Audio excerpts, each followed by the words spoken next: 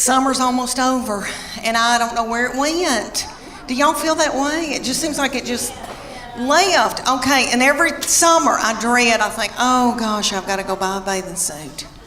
And now it's over, and I barely even wore one. What I've been wearing is my swim dress.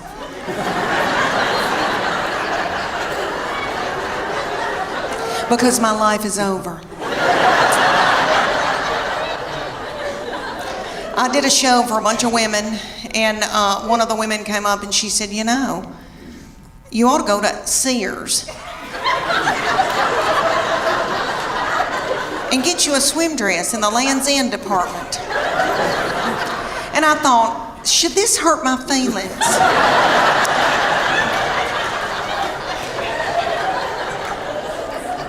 So I did. I went to the Sears in Knoxville, Tennessee. They've still got our Sears open. I don't know if y'all's is open or not in Chattanooga. Okay, ours, you go in, there's not a soul in there. The lights are on. Nobody's shopping. Nobody's working.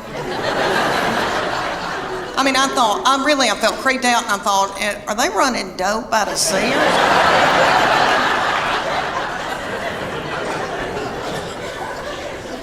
So I bought me a Land's End swim dress, and I gotta tell y'all, I'm beautiful in it. Okay.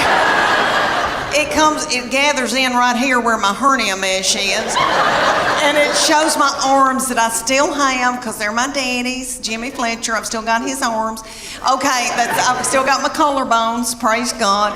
And then it covers up the white flour and the sugar. So I just get a spray tan and I'm good. Well, for years, I was in torment wearing a miracle suit. I don't know if any of y'all have bought a miracle suit before. I know they've got them at y'all's Belk. I know they got them. And there's gonna be a big gob of them hanging together, because they have hundreds of them. And I wore one year. I felt so desperate after I couldn't wear a bikini more. I wore a lavender one in Hawaii, and my husband and I went, and they took this scuba video of us scuba diving, and I popped that video in from Maui, and I thought, oh, I can't wait, and this like big lavender thing goes by, and I'm like, what is that?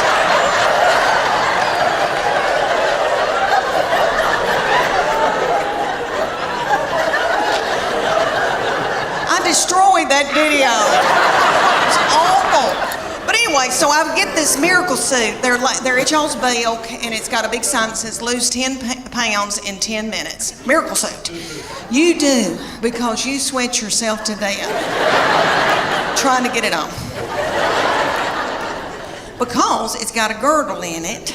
The girdle's right through here, because it's a one piece. So the girdle's right through here. It smooths you out real pretty through here, because it squeezes your fat out in every other hole.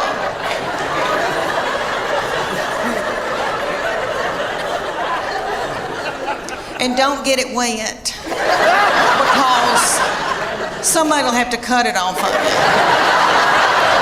But I would get it every year because I felt desperate and I didn't know what else to do. Well, my girlfriend, the one with the poop, banked up poop, okay, she wanted one, and her 14-year-old daughter drove to Knoxville to the Dillards and got in the dressing room, and the 14-year-old was in there sacking her mama up in this bathing suit, and they both broke out in the sweat over their lip, and the 14-year-old said, ew.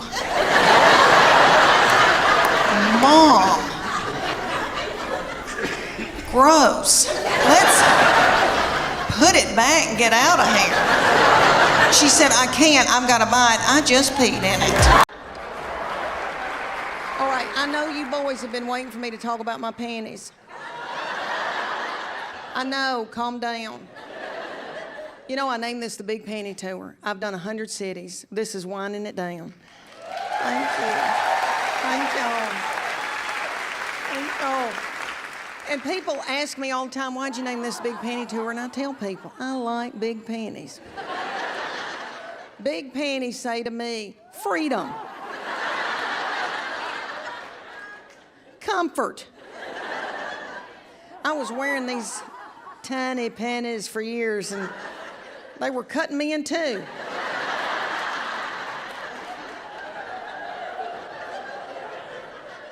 I thought, who are these for? Little children? I love, boys, are y'all watching? I love a high-cut brief.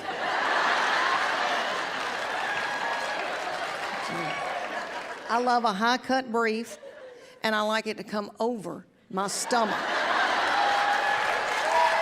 Thank you. Thank you. Thank you. And the kind that I wear are called Vanity Fair lingerie. Beyond comfort. Beyond comfort. And they are soft and luxurious, and they don't ride up. They stay out of my crack. I don't want anything in my crack. I know, love them, okay.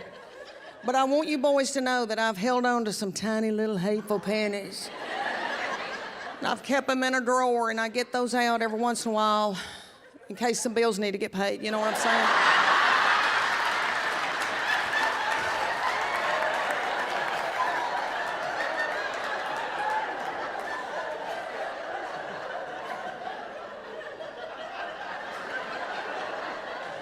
Yeah. That's language, is words of affirmation. Okay, if you have not taken that test, go get you a book called The 5 Love Languages. My husband and I did it at the Methodist Church. When we were just married, we went on a retreat and we did this. And they have one for your children and they have one for your spouse. So you read it, you take the test, and everybody has a prominent love language. There's 5 of them. And so you find out what your spouse's love language is.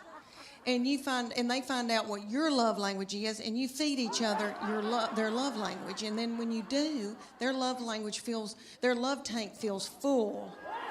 And if they feed you yours, your love tank feels full. If you don't feed them their love language, they go to work. And they're at the water fountain. And some whore comes up.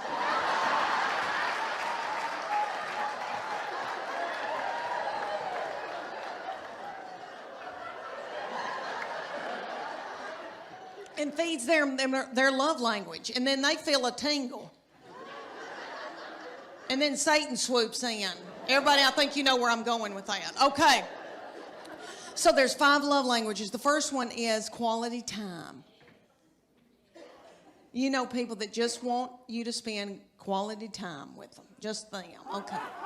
Then there's physical touch. I know you girls think, that's my husband.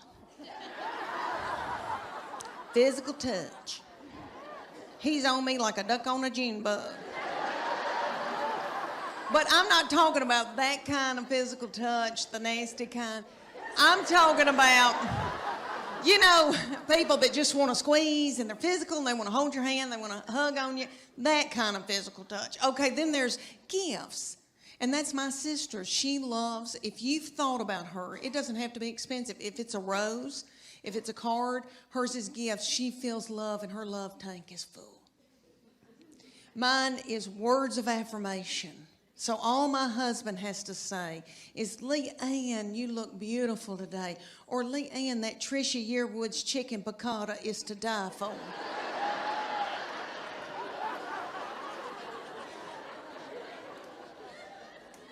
And then I'm willing to do something vulgar with him.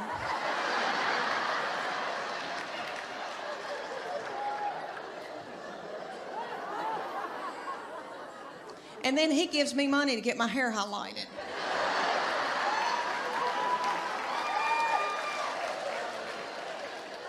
You see how that works? That's really biblical. Okay, and then the 5th one is acts of service. So that's my husband's. So I have to, honest to goodness, I have to go in the garage and build a set of shelves for him to feel love.